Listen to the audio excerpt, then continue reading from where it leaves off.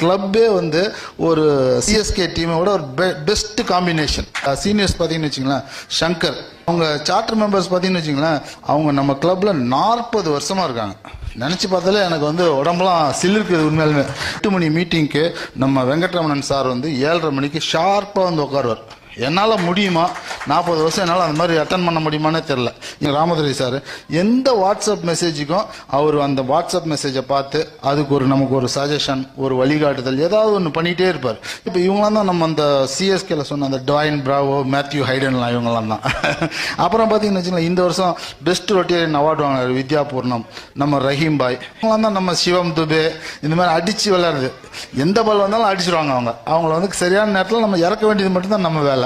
இந்த மாதிரி ஒரு அருமையான ஒரு டீம் எனக்கு கிடைச்சது உண்மையாலுமே எனக்கு ரொம்ப பெரிய பாக்கியம்னு நான் நினைக்கிறேன். இவங்களை வச்சுட்டு நம்ம நினைக்கிறத விட பெரிய பெரிய விஷயங்களெல்லாம் சாதிக்க முடியும்.